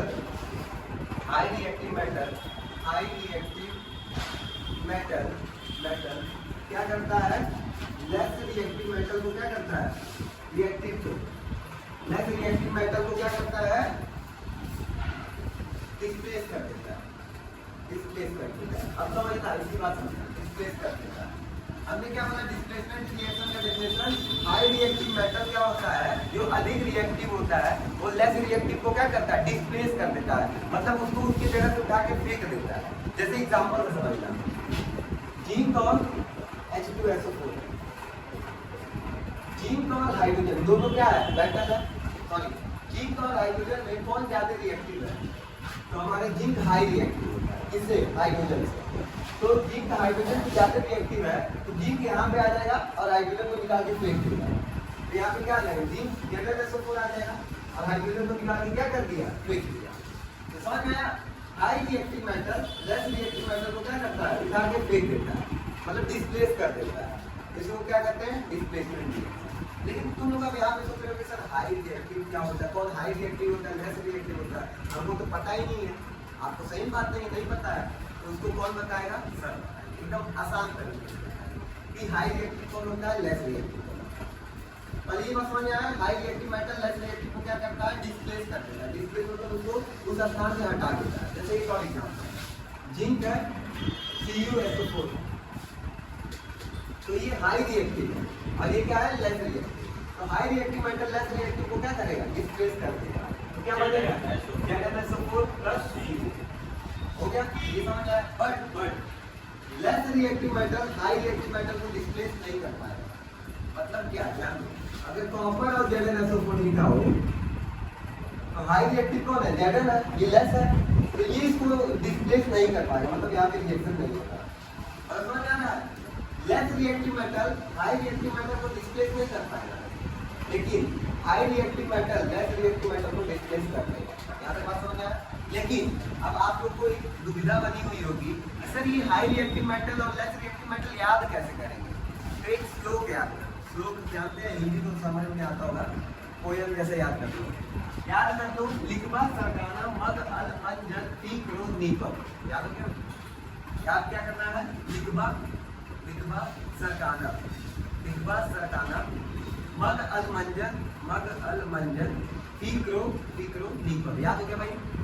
एक दो बार पढ़ोगे तो याद हो जाएगा। लिखबा सरकाना मग अल मंजन फीक्रो फीक्रो लीपर। ये सब बात है, ये वाला अभी नहीं याद करना, बस याद हो जाए, यहाँ तो सारी चीजें मिल जाएगी। ठीक है, लिखबा सरकाना मग अल मंजन फीक्रो, बस लिखा पानी। लिखबा, ली का मतलब क्या होगा? एलाई ली। क का मतलब क्या होगा? पोटेशियम। ब का मतलब बेरियम। ठीक है, सर का मतलब एसआर स्टार्सियम। का मतलब क्या हो गया? कैल्शियम। ना का मतलब क्या हो गया? सोडियम। काना। मग का मतलब मैग्नीशियम। अल का मतलब एल्युमिनियम। मन का मतलब एमएन। जन का मतलब जिंक। पी का मतलब आयरन और क्रो का मतलब कॉपर। मान लो समझ आ गया? याद हो गया? हाँ, तो कैसे लिखना समझ आ रहा है? ये के बाद सरकार है सर का ना मग अल मन जर। ठीक, तो याद हो गया? फिर से बता देना, ली क बा सर का ना मग अल मन जर। ठीक, तो याद हो गया? इसको रिएक्टिविटी सीरीज बोलते हैं। मतलब नीचे से जब ऊपर जाओगे ना, नीचे से जब ऊपर जा रहे हो तो ऊपर वाले हाई रिएक्टिव, ऊपर वाले क्या होते हैं? हाई रिएक्टिव होते हैं, और नीचे वाले लेस रिएक्टिव। ऊपर वाले क्या होते हैं? हाई रिएक्टिव होते हैं, नीचे वाले क्या होते हैं? Less reactive. और हमेशा ऊपर वाला नीचे वाले को क्या करेगा? डिस्प्लेस कर पाएगा, नीचे वाला ऊपर को डिस्प्लेस नहीं कर पाएगा। जैसे एग्जांपल ऐसे लिखा हो Na प्लस ZnSO4, क्या सोडियम जिंक को डिस्प्लेस कर पाएगा? तो ये सीरीज वाली लिखता हूं। सोडियम ऊपर है ना, सोडियम ऊपर है तो हाई रिएक्टिव होगा, और जिंक नीचे है, देखो जिंक नीचे है, तो सोडियम जिंक को क्या करेगा? डिस्प्लेस कर देगा। समझ आ रहा है? तो क्या हो जाएगा? Na2SO4 plus. ठीक है, बट अगर क्वेश्चन ये दे आयरन प्लस ZnSO4, अब देखो आयरन ऊपर है कि नीचे है? आयरन नीचे है ना जिंक से, तो ये तो लेस रिएक्टिव हो गया, और ये हाई रिएक्टिव। क्या लेस रिएक्टिव हाई रिएक्टिव को डिस्प्लेस कर पाएगा? नहीं कर पाएगा। तो ये रिएक्शन होगा नहीं। ठीक, समझ में आ रहा? बातें समझ पा रहे हो? लेकिन अगर ये लिखा हो जिंक प्लस FeSO, अपन जिंक को देखो और Fe को देखो। जिंक हमारा ऊपर है, Fe नीचे है, तो जिंक हाई रिएक्टिव है, less reactive. High reactive less को डिस्प्लेस कर पाएगा? बिल्कुल कर पाएगा। तो क्या बनाएगा? ZnSO4। ये कैसे आप पता चल रहा है ना कौन हाई रिएक्टिव है कौन लेस रिएक्टिव है? कौन सा? बस ये क्रम। अब ध्यान देने वाली है, जहाँ तक बातें समझ में आ गई एकदम आराम से वीडियो को देखिएगा, क्या क्या बातें बोली। अब इसके बाद क्वेश्चन एग्जाम में कैसे आता है? ऐसे नहीं देगा, रिएक्शन नहीं देगा, क्वेश्चन ये बोलेगा एक मिटा क्या बता। क्वेश्चन ये देगा, इसको मिटाते हैं। क्वेश्चन ये देगा आपको कि हमारा एक मग है, मान लीजिए मग है। मग किसका है? जिंक का मग है। किसका मग है? जिंक का मग है। क्या इसमें कॉपर सल्फेट मिला सकते हैं? कॉपर सल्फेट डाल सकते हैं? क्वेश्चन समझ में आया? जिंक का एक मग है, जिंक का एक मग है, क्या उसमें कॉपर सल्फेट मिला सकते हैं? तो नहीं मिला सकते। पूछिए क्यों? क्योंकि जिंक और कॉपर सल्फेट आपस में रिएक्शन करके क्या बना देगा? ZnSO4, और कॉपर को निकाल देगा। क्योंकि ये हाई रिएक्टिव मेटल है, high reactive metal less reactive को क्या करेगा? डिस्प्लेस कर देगा। समझ आ रहा है? तो हम इस तरह का कंडीशन नहीं ले सकते कि जिंक का मग हो और कॉपर सल्फेट का सॉल्यूशन नहीं मिला सकते। क्यों? क्योंकि high reactive metal less reactive metal को क्या कर देगा? डिस्प्लेस कर देगा, मतलब डिस्प्लेसमेंट रिएक्शन दिखा देगा। लेकिन एक और क्वेश्चन, कॉपर का जग किसका हो? कॉपर का जग हो, क्या इसमें ZnSO4 डाल सकते हैं? हाँ, तो डाल सकते हैं। पूछिए क्यों? क्योंकि कॉपर है, कॉपर तो लेस रिएक्टिव है, जिंक सल्फेट, तो जिंक तो हाई रिएक्टिव है, copper less reactive high reactive को डिस्प्लेस कर पाएगा? नहीं कर पाएगा। तो इसलिए ये वाला कंडीशन हो सकता है, ये कंडीशन नहीं हो सकता। कॉपर का वाला मग हो सकता है, उसमें जिंक सल्फेट डाल सकते, लेकिन ये नहीं हो सकता कि जिंक का मग हो और उसमें कॉपर सल्फेट नहीं डाल सकते। बात समझ में? इस तरह के क्वेश्चन एग्जाम में पूछे जाते हैं, और ये हमारा खत्म होता है क्या? Displacement reaction. अब आगे चलते हैं नेक्स्ट वीडियो में या नेक्स्ट क्लास में। अभी डिस्प्लेसमेंट रिएक्शन, अभी इसी में आगे भी चलेगा डिस्प्लेसमेंट रिएक्शन। चलिए ध्यान देंगे सारे बच्चे। अब लास्ट टॉपिक हमारा बचा डबल डिस्प्लेसमेंट रिएक्शन। अब रिएक्शन का लास्ट डबल डिस्प्लेसमेंट। अब डबल डिस्प्लेसमेंट रिएक्शन क्या होता है? यहाँ पे एक्सचेंज ऑफ आयन होता है। क्या होता है? Exchange of ion. अब सोच रहे हो सर आयन एक्सचेंज ये सब क्या हो रहा है, तो ध्यान दीजिएगा अभी सारी बातें समझ में आएगा कि हमने बोला कि जहाँ पे एक्सचेंज ऑफ आयन होता है उसको क्या कहते हैं? Double displacement. अब ध्यान दीजिएगा NaCl है, NaCl और हमारा NaCl के साथ हम बोल दिए या ऐसे बोलते हैं NaOH है और इसके साथ HCl, ठीक है। NaOH पे Na प्लस होता है, OH माइनस होता है, ठीक ठीक। और इसमें क्या होता है? H प्लस होता है, Cl माइनस होता है, ठीक। जैसे कि चार दो बैठे हैं, ये प्लस है, ये माइनस है, ये प्लस है, ये माइनस है, ठीक है। इसका माइनस इसके साथ चला जाए, इसका माइनस यहाँ आ जाए, इसका माइनस यहाँ आ जाए और इसका माइनस कहाँ आ जाए? यहाँ आ जाए। तो क्या कर रहा है? जैसे कि दो जोड़ा है, ठीक है, जैसे कि दो जोड़ा है, तो एक जोड़ा होता है इधर आ जाए और इसका जोड़ा इधर है, समझ क्या? यही कहानी है। तो प्लस माइनस है, माइनस उठ के इधर चला गया, ये माइनस उठ के इधर आ गया, यही डबल डिस्प्लेसमेंट। जैसे कि example Na plus OH minus है, NaOH में यही होगा, HCl में H प्लस Cl माइनस है, तो यहाँ पे क्या आ जाएगा? यहाँ पे Cl माइनस आ जाएगा और यहाँ क्या चल जाएगा? OH। क्लियर है? आयन क्या हुआ? एक्सचेंज हुआ, तो क्या बनाया? देखो Na के साथ क्या आ गया? Cl, NaCl बना दिया, H के साथ क्या आ गया? OH, तो H2O बनाया।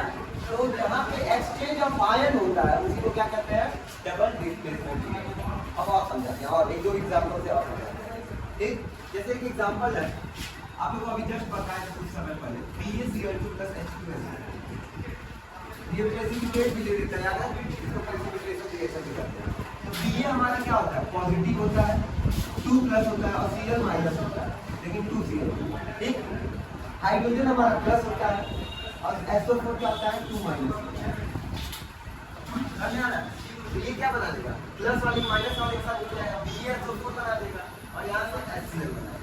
तो आयन एक्सचेंज हो रहा है, इसका माइनस इसके साथ चला जा रहा है, इसका माइनस इसके साथ आ जा रहा है। तो एक्सचेंज ऑफ आयन ये क्या कहलाता है? Double displacement. एग्जांपल हो गया है कि एक्सचेंज ऑफ आयन, इसका माइनस उसके साथ चला जा रहा है, उसका माइनस उसके साथ, है ना? जोड़ा का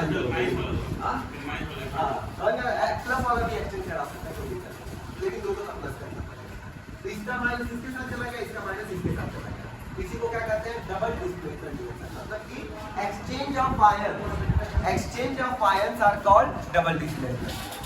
तो देखो क्या रिएक्शन देगा सर? BaSO4 plus, clear? बात समझ आ रहा है? बात समझ आ रहा है? देखो BaSO4 माइनस वाले के साथ चला गया, H और Cl उधर चला गया, बैलेंस हो जाएगा बाद में, क्लियर है? तो exchange of ions is called double displacement. तो डेफिनेशन अगर लिखना होगा तो क्या लिखेंगे आप? एक्सचेंज ऑफ आयंस, बस exchange of ions are called double displacement. बस इसका छोटा सा लाइन समझ आए, बस कहानी समझ जाए कि यहाँ पे आयंस एक्सचेंज हो रहा है, उसको क्या कहते हैं? Double displacement. तो मेरा टाइप्स ऑफ केमिकल रिएक्शन क्या हो गया? खत्म हो गया। अब आगे बढ़ते हैं हम नेक्स्ट में, ठीक है?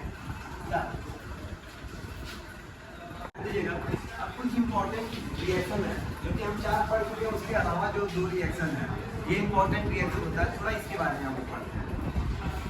What is the precipitation reaction? तो हमने अभी स्टार्टिंग में इसके बारे में जिक्र किया था कि जब कोई भी दो रिएक्टेंट आपस में रिएक्शन करता है, मिक्स होता है, तो इनसॉल्युबल चीज मिलता है। इनसॉल्युबल मतलब कि जो उसमें घुला ना हो, मतलब कि अवक्षेप मिल जाए। अवक्षेप कोई भी चीज, जैसे चाय में चाय पत्ती होता है, तो चाय पत्ती क्या घुला रहता है क्या? नहीं ना, वो क्या होता है मतलब अलग से मिल जाता है, मतलब इनसॉल्युबल रहता है। इनसॉल्युबल मतलब कि घुला नहीं हुआ है, तो ऐसे को क्या बोलते हैं? Precipitation reaction. मतलब क्या हुआ? Reaction in which on insoluble precipitate, मतलब कि जो इनसॉल्युबल हो, जो घुला ना हुआ, produce by mixing of 2 solution. दूध चीनी उनी डाल रहे हैं, तो क्या बता? चाय पत्ती तो हमारा इनसॉल्युबल है। ये इसी तरह हमारा ये रिएक्शन होता है जब 2 सॉल्युबल चीजों को मिलाते हैं और वो क्या हो जाए? नीचे अवक्षेप मिल जाए, मतलब इनसॉल्युबल मिल जाए, तो उसको क्या बोलते हैं? हमारा प्रेसिपिटेशन रिएक्शन या अवक्षेपण रिएक्शन। एग्जांपल अभी आप लोगों को पहले भी बताए थे कि अगर H2SO4 है, इसको पहचानना है कि H2SO4 है, तो इसमें क्या डाल दो, BaCl2 डाल दो। बेरियम क्लोराइड डालोगे तो क्या बन जाएगा, बेरियम सल्फेट बन जाएगा। बेरियम सल्फेट क्या होता है, व्हाइट कलर का बनता है, व्हाइट PBT, मतलब क्या होगा, और यहाँ पे क्या बन जाएगा, HCl। कैसे होता है ध्यान दीजिएगा, हमारा मान लीजिए H2SO4 है, ये क्या है H2SO4, ठीक। BaCl2 डालें, बेरियम क्लोराइड डालें। अब जब डालेंगे ना नीचे क्या हो जाएगा, नीचे व्हाइट कलर का क्या हो जाएगा, PPT मिल जाएगा। इस कलर का व्हाइट कलर का PPT, व्हाइट कलर का नीचे जमने लगेगा, और यही जो जमता हो BaSO4 का, और ये सोल्यूशन किसका HCl का, और जो BaSO4 होगा वो नीचे जम जाएगा मतलब प्रेसिपिटेट के फॉर्म में आ जाएगा। तो इसी तरह की रिएक्शन को क्या कहते हैं, प्रेसिपिटेशन रिएक्शन। और ये रिएक्शन एक जगह और यूज हुआ है, डबल डिस्प्लेसमेंट। तो ये दोनों का एग्जांपल है, प्रेसिपिटेशन का भी एग्जांपल है, डबल डिस्प्लेसमेंट का भी एग्जांपल है, सेम है। यहाँ पे आयन का एक्सचेंज भी हो रहा है और प्रेसिपिटेशन भी हो रहा है। जैसे एक और एग्जांपल मिलता है AgNO3 का, किसके साथ रिएक्शन है, AgNO3 का NaCl के साथ। क्या है, एक और एग्जांपल है, अगर बात करें एग्जांपल को यहाँ पे लिख देते हैं, AgNO3 को NaCl के साथ रिएक्शन कराते हैं तो AgCl बनता है। क्या बनता है, AgCl बनेगा और NaNO3 बन जाता है। क्या बनता है, NaNO3, और ये व्हाइट कलर का जो प्रेसिपिटेट होता है वो नीचे जम जाता है। ये क्या होता है, यहाँ पे एरो का साइन लगा होता है नीचे, इस एरो का मतलब जानते हैं क्या होता है, इस एरो का मतलब होता है नीचे जम जाएगा। इसका मतलब क्या हो गया, नीचे कोई भी चीज बैठ जाएगा, जम जाएगा। और इस एरो का मतलब होता है कोई भी चीज गैस बन के उड़ जाएगा। इसका मतलब गैस बन के उड़ जाता है, और इसका मतलब नीचे जम जाता है, क्लियर है। और ये रिएक्शन में AgCl जो हमारा होता है वो सिल्वर कलर का होता है। किस कलर का होता है, सिल्वर कलर का। मतलब जब ये रिएक्शन कराएंगे दोनों को तो नीचे क्या बैठ जाएगा, सिल्वर कलर का एक सबस्टांस दिखेगा जो दिया होगा AgCl। ये हमारा प्रेसिपिटेशन। क्लियर है, बात समझ आ रहा है कि जब रिएक्शन कराएंगे तो नीचे कोई ना कोई चीज बैठ जाएगा, व्हाइट कलर का, येलो कलर का, अलग अलग चीज का बैठ जाएगा, ठीक है। इसको प्रेसिपिटेशन। इसके बाद आता है न्यूट्रलाइजेशन रिएक्शन। क्या आता है, न्यूट्रलाइजेशन रिएक्शन। अब क्या होता है, what is the neutralisation reaction. तो न्यूट्रलाइजेशन रिएक्शन जो होता है, जब एसिड बेस के साथ रिएक्ट करता है, एसिड किसके साथ रिएक्ट करता है, बेस के साथ, तो क्या देता है, सॉल्ट और वाटर देता है। क्या देता है, सॉल्ट देता है और वाटर देता है। तो इसको क्या कहते हैं, न्यूट्रलाइजेशन रिएक्शन कहते हैं। कैसे, एग्जांपल देखो, एसिड, कोई भी एसिड ले लो, HCl ले ली, एसिड है ना भाई, या H2SO4 ले लिए, एसिड किसके साथ रिएक्शन कर रहा है, बेस के साथ। NaOH ले लो भाई, यहाँ पे भी NaOH ले लो, ठीक है। एसिड बेस रिएक्शन करेगा तो क्या बनेगा, सॉल्ट एंड वाटर। सॉल्ट क्या होगा, NaCl और वाटर बनाएगा। यहाँ पे पहले जान लो कि एक तो सॉल्ट बनाएगा, एक वाटर बनाएगा। वाटर बना दो अलग से, और सॉल्ट क्या बनाएगा, ध्यान देना, सॉल्ट क्या बनाएगा, यहाँ पे बनाएगा आपका Na2SO4। क्या बनाएगा, Na2SO4। तो ये सॉल्ट है और ये क्या है, वाटर। ठीक, एसिड और बेस आपस में रिएक्ट करेगा तो क्या देगा, सॉल्ट एंड वाटर। इसी को न्यूट्रलाइजेशन रिएक्शन कहते हैं। क्लियर, एग्जांपल अपने आप कोई भी एसिड ले लो यार, एनी एसिड, इसके साथ एनी बेस के साथ रिएक्ट करेगा तो क्या बनेगा, सॉल्ट एंड वाटर। अब इसके बाद इसका एप्लीकेशन क्या होता है, इसका एप्लीकेशन क्या होता है तो ध्यान दीजिएगा। एप्लीकेशन का मतलब समझ रहे हैं, यूटिलाइजेशन रिएक्शन का यूज कहाँ है। अब मान लीजिए 2-3 दिन से आप खाना नहीं खाए, 2-3 दिन से आप खाना नहीं खाए, तो पेट में जो HCl सीक्रेट होता ही रहेगा, हाँ HCl निकलता ही रहेगा। तो एसिड की मात्रा ज्यादा हो गई तो पेट दर्द होने लगता है। जब 2-3 दिन से खाना नहीं खाएंगे तो क्या होगा, पेट दर्द होने लगेगा। पेट दर्द क्यों हो रहा है, क्योंकि आपके शरीर से हमेशा HCl निकलता रहता है, सीक्रेट होता रहता है, निकलता रहता है पेट से। तो HCl बढ़ जाएगा, क्योंकि खाना नहीं खाएंगे तो कोई चीज पचाने को नहीं रहेगा, मतलब कि उसको डाइजेस्ट करने के लिए HCl की मात्रा बढ़ जाएगी। जब HCl बढ़ जाता है तो पेट दर्द होगा। तो मिल्क में एक मैग्नीशिया पाया जाता है, मिल्क मैग्नीशिया, ठीक है, मिल्क ऑफ मैग्नीशिया बोलते हैं, जो MgOH होता है। क्या होता है, MgOH का होल ट्वाइस। ये एक बेस होता है, तो बेस का कोई भी दवा खाओगे तो आपका पेट क्या हो जाएगा, सही हो जाएगा, दर्द सही हो जाएगा। समझ आ रहा है? जब पेट दर्द हो, जब एसिड की मात्रा एसिडिटी हो जाए तो कोई भी बेस खा लोगे ना दवा का, मतलब आपका पेट क्या हो जाएगा, सही होगा। क्यों? क्योंकि एसिड था, एसिड में जब बेस मिल जाएगा तो क्या हो जाएगा, न्यूट्रल हो जाएगा, सॉल्ट बना देगा, तो दर्द सही हो जाएगा। तो पेट दर्द हो तो दूध पी लो, क्योंकि उसमें मैग्नीशियम होता है, ठीक है, बेस होता है। या बेकिंग सोडा होता है, वो भी खाओगे, वो भी बेस होता है, वो भी खाओगे तभी पेट क्या हो जाएगा, दर्द सही हो जाएगा। वो एसिडिटी को कम करने के लिए होता है। जब एसिड की मात्रा ज्यादा हो जाए तो क्या खा लो, बेस खा लो।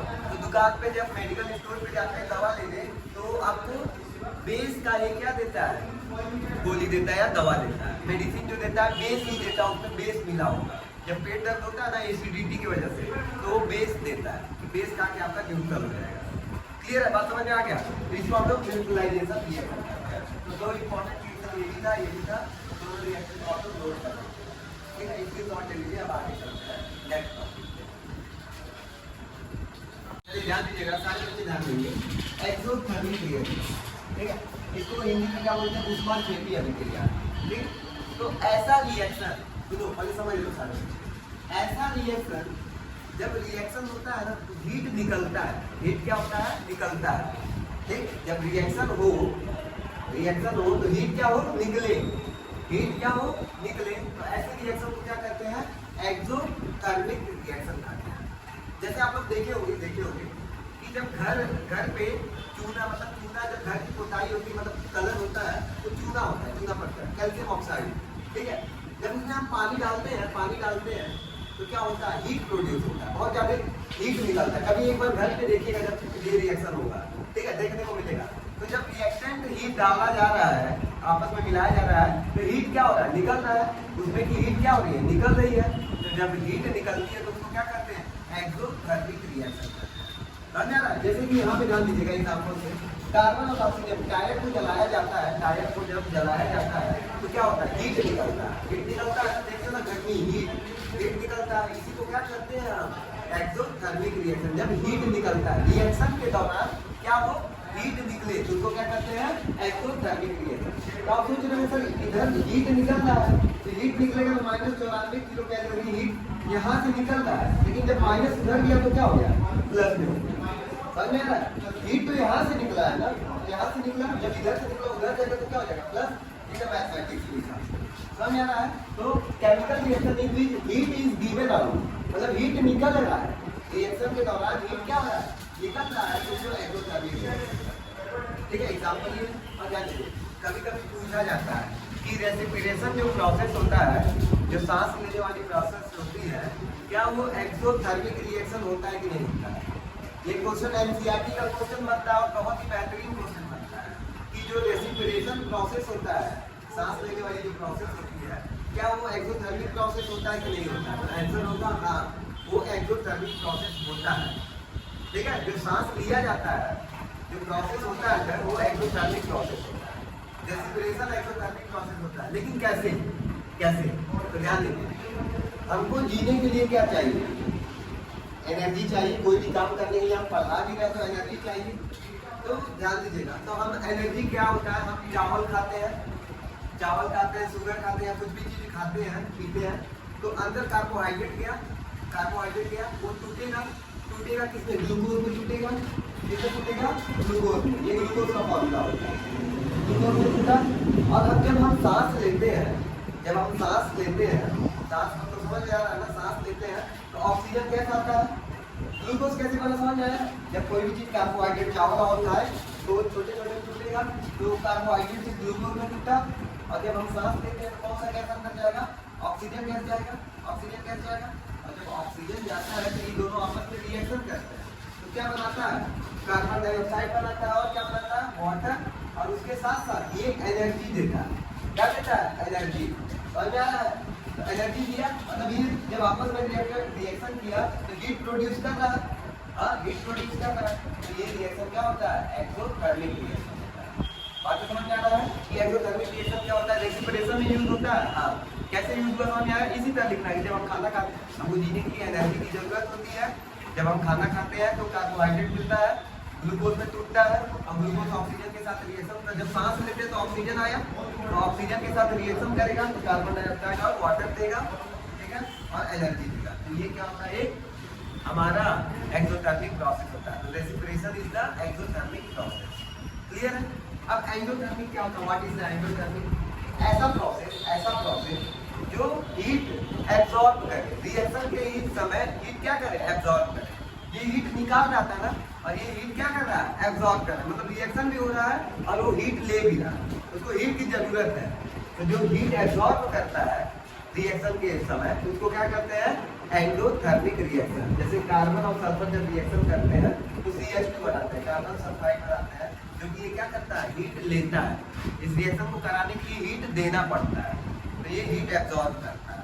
तो ऐसे रिएक्शन को क्या करते हैं, एंडोथर्मिक। और जो हीट निकालता है, एनर्जी रिलीज करता है, उसको क्या करते हैं आप, एक्सोथर्मिक। तो बता दीजिए एक्सोथर्मिक और एंडोथर्मिक का क्या है। और एक्सोथर्मिक हमारा रेस्पिरेशन में भी यूज होता है। क्वेश्चन आता है, NCERT का क्वेश्चन है, ठीक, यहाँ से यहाँ रखना है, इसकी शॉर्ट लीजिए, ध्यान दीजिएगा सारे बच्चे। रेडॉक्स रिएक्शन के पार्ट्स होते हैं, oxidation reaction, reduction reaction. Oxidation reaction को चयन अभिक्रिया करते हैं, रिडक्शन रिएक्शन को क्या करते हैं हम, अपचयन अभिक्रिया। ध्यान दीजिएगा, ऑक्सीडेशन रिएक्शन क्या होता है, ऐसा रिएक्शन जहाँ पे ऑक्सीजन का गेन हो, ऑक्सीजन गेन हो रहा हो और हाइड्रोजन निकल रहा हो, तो उसको क्या करते हैं, ऑक्सीडेशन रिएक्शन। यहाँ पे क्या हो रहा है, ऑक्सीजन क्या हो रहा है, गेन हो रहा है और हाइड्रोजन क्या हो रहा है, निकल रहा है, तो इसको क्या करते हैं, ऑक्सीडेशन रिएक्शन। रिडक्शन क्या होता है, जहाँ पे हाइड्रोजन गेन हो रहा हो और ऑक्सीजन निकल रहा हो, तो क्या होता है, रिडक्शन। ठीक, समझ आ गया क्या? जहाँ पे ऑक्सीजन गेन हो रहा है, हाइड्रोजन निकल रहा है, ऑक्सीडेशन रिएक्शन। जहाँ पे हाइड्रोजन गेन हो रहा है और ऑक्सीजन निकल रहा है, इसको रिडक्शन रिएक्शन। बट जब किसी एक रिएक्शन में दोनों ऑक्सीडेशन भी दिखे और रिडक्शन भी दिखे, उसको क्या बोलेंगे, रेडॉक्स रिएक्शन।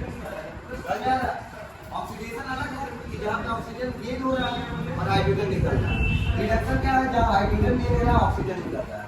लेकिन किसी ऐसा विक्रिया जहाँ पे दोनों चीज हो रहा है, ऑक्सीडेशन भी हो रहा है, रिडक्शन भी हो रहा है, तो उसको क्या कहेंगे, रेडॉक्स रिएक्शन। अब याद रखिए ऑक्सीडेशन, इसका एग्जांपल कार्बन प्लस ऑक्सीजन क्या बना रहा है, कार्बन डाइऑक्साइड। देखो कार्बन का यहाँ पे क्या हो रहा है, ऑक्सीडेशन हो रहा है। कार्बन में क्या जुड़ रहा है, ऑक्सीजन जुड़ रहा है। देखो कार्बन में क्या जुड़ रहा है, ऑक्सीजन जुड़ रहा है, इसको क्या बोलेंगे, ऑक्सीडेशन। लेकिन किसका ऑक्सीडेशन हो रहा है, कार्बन का हो रहा है। किसका ऑक्सीडेशन हो रहा है, कार्बन का, क्योंकि कार्बन में ऑक्सीजन जुड़ रहा है ना, कार्बन का क्या हो रहा है यहाँ पे, ऑक्सीडेशन। तो ऐसे रिएक्शन को क्या कहते हैं, हमारा ऑक्सीडेशन। यहाँ पे कोई भी चीज क्या हो रहा है, ऑक्सीजन जुड़ रहा है, जैसे कि कॉपर और ऑक्सीजन। तो कॉपर और ऑक्सीजन रिएक्शन करता है, कॉपर ऑक्साइड बनाता है। तो कॉपर का यहाँ पे क्या हो रहा है, ऑक्सीडेशन। कॉपर में क्या जुड़ जा रहा है, ऑक्सीडेशन। तो gain of oxygen, gain of oxygen क्या कराता है, ऑक्सीडेशन। क्लियर है, गेन ऑफ ऑक्सीजन क्या कराता है, ऑक्सीडेशन। क्लियर है, बात समझ आ रहा है। यहाँ पे ऑक्सीजन क्या हो रहा है, गेन हो रहा है। अब यहाँ पे क्या है, यहाँ पे हाइड्रोजन लॉस हो रहा है, यहाँ पे हाइड्रोजन लॉस हो रहा है, सॉरी हाइड्रोजन गेन हो रहा है या ऑक्सीजन लॉस हो रहा है, ऑक्सीजन लॉस। तो एक हम एग्जांपल लिख सकते हैं, PbO जो है, PbO ये किसमें बदल रहा है, Pb प्लस O2। अगर इसमें चेंज हो रहा है तो यहाँ पे एक सेकंड, यहाँ पे ऑक्सीजन है, ऑक्सीजन क्या हो रहा है, लॉस हो रहा है, या तो हाइड्रोजन गेन हो जाए या ऑक्सीजन लॉस हो जाए। तो पहले तो PbO O था इसमें, लेकिन यहाँ पे क्या हो गया, Pb बन गया। यहाँ पे ऑक्सीजन क्या हो जा रहा है, निकल जा रहा है, लॉस हो जा रहा है। तो ऐसे को क्या करते हैं, रिडक्शन। तो किसका रिडक्शन हो रहा है, PbO का। लेड ऑक्साइड का क्या हो रहा है, रिडक्शन। और यहाँ पे क्या है, कार्बन का ऑक्सीडेशन। अब जहाँ पे दोनों एक साथ हो तो उसको क्या बोलेंगे, रेडॉक्स। एग्जाम्पल इसका अब देखो, एक एग्जाम्पल इंपॉर्टेंट है, हमेशा एग्जाम में आता है, यही एग्जाम्पल NCERT बेसिस पे है, हमेशा आता है। लेड ऑक्साइड से किसमें बदलता है, लेड में। तो ये क्या हो रहा है, यहाँ पे ऑक्सीडेशन हो रहा है, रिडक्शन हो रहा है। ऑक्सीजन निकल रहा है तो क्या हो रहा है, रिडक्शन हो रहा है। और कार्बन से किसमें बदल रहा है, कार्बन डाइऑक्साइड, कार्बन से CO2 में बदल रहा है, मतलब वहाँ पे क्या हो रहा है, ऑक्सीडेशन हो रहा है। क्या हो रहा है, ऑक्सीडेशन। तो दोनों रिएक्शन एक साथ हो रहा है ना, एक में ऑक्सीडेशन हो रहा है और एक में क्या हो रहा है, रिडक्शन। तो इसको क्या बोलेंगे, रेडॉक्सीडेशन। जहाँ पे ऑक्सीडेशन और रिडक्शन एक साथ है उसको क्या बोलेंगे, रेडॉक्सीडेशन। लेकिन इंपॉर्टेंट बात, किसका ऑक्सीडेशन हो रहा है, किसका रिडक्शन हो रहा है। हमेशा हम रिएक्टेंट का ही ऑक्सीडेशन भी बोलेंगे और रिएक्टेंट का ही क्या बोलेंगे, रिडक्शन। पीबीओ का ऑक्सीडेशन हो रहा है कि रिडक्शन हो रहा है, पीबीओ का ऑक्सीडेशन हो रहा है कि रिडक्शन हो रहा है, रिडक्शन हो रहा है। देखो पीबीओ से कितना बदल रहा है, पीबी में, तो ऑक्सीजन लॉस हो रहा है, ये रिडक्शन है। कार्बन का ऑक्सीडेशन हो रहा है कि रिडक्शन हो रहा है, ऑक्सीडेशन, क्योंकि कार्बन का किससे बदल रहा है, कार्बन डाइऑक्साइड। तो ऑप्शन आपका क्या आंसर सही होगा, पीबीओ का क्या हो रहा है, रिडक्शन हो रहा है। रिडक्शन क्यों हो रहा है, क्योंकि ये पीबीओ से पीबी में बदल जा रहा है, ठीक। अब कार्बन का क्या हो रहा है, ऑक्सीडेशन हो रहा है, क्योंकि ये कार्बन से किसमें बदल जा रहा है, कार्बन डाइऑक्साइड। तो ये क्वेश्चन हमेशा एग्जाम में आता है, तो इसमें 2-4 ऑप्शन रहता है, तो आपको 2 ऑप्शन सही रहेगा। कौन सा, पीबीओ का रिडक्शन होगा और कार्बन का क्या होगा, ऑक्सीडेशन होगा। क्यों ऑक्सीडेशन हो रहा है, क्योंकि कार्बन क्या हो रहा है, कार्बन डाइऑक्साइड। तो बहुत इंपॉर्टेंट टॉपिक है, समझ में आया, ऑक्सीडेशन, रिडक्शन और रिडॉक्सीडेशन। पक्का क्वेश्चन पूछिए, ऐसे ही क्वेश्चन पूछिए। अब इसके बाद आते हैं एप्लीकेशन पार्ट। अब इसके बाद क्या आते हैं, एप्लीकेशन पार्ट। किसका एप्लीकेशन, ऑक्सीडेशन एंड रिडक्शन जो रिएक्शन होता है उसका क्या होता है, एप्लीकेशन पार्ट आता है। अब एप्लीकेशन पार्ट में एक कोरिजन होता है और एक क्या होता है, एवेंसिटी। कोरिजन क्या होता है, कोरिजन वो प्रोसेस है, जैसे कि मान लेते हैं कोई भी मेटल है, उस पर ऑक्सीजन रिएक्ट कर जाए, क्या रिएक्ट कर जाए, ऑक्सीजन, और उसके साथ साथ नमी जो होता है, एटमॉस्फेयर में जो नमी होता है वो आ जाए, मतलब कि वाटर की मात्रा आ जाए, तो वो ऑक्सीडेशन हो जाता है। और जब ऑक्सीडेशन होता है तो उसका ऊपरी परत क्या हो जाता है, खराब होने लगता है। क्या होने लगता है, खराब होने लगता है। जैसे कि एक एग्जांपल बताएं, लोहा होता है, लोहा, आयरन को अगर हम लोग क्या करते हैं, रख देते हैं खुले में, तो ऑक्सीजन के साथ रिएक्शन करता है, साथ साथ अगर पानी भी अगर लोहे पे लग गया तो क्या होता है, रस्टिंग फॉर्म में आ जाता है। किस फॉर्म में आ जाता है, रस्टिंग का मतलब समझ लो, जंग लग जाता है। क्या लग जाता है, जंग लग जाता है। मतलब आयरन किसके साथ रिएक्शन कर रहा है, ऑक्सीजन के साथ और वाटर के साथ। आयरन किसके साथ रिएक्शन कर रहा है, ऑक्सीजन के साथ है, वाटर के साथ। कर देता है कि नहीं कर देता है, और करके रिएक्शन क्या दे देता है, रस्टिंग फॉर्म दे देता है। क्या दे देता है, रस्टिंग, मतलब उस पर जंग लग जाता है, ब्राउन कलर का जंग लग जाता है। समझ आया, तो ये इसका एप्लीकेशन है जो कि देखने को मिलता है। और जब जंग लग जाता है तो उसका ऊपरी परत जो होता है लोहे का, वो क्या होता है, खराब होने लगता है। जैसे लोहे में जब जंग लग जाता है ना, तो ऊपरी परत क्या हो जाता है, खराब होने लगता है।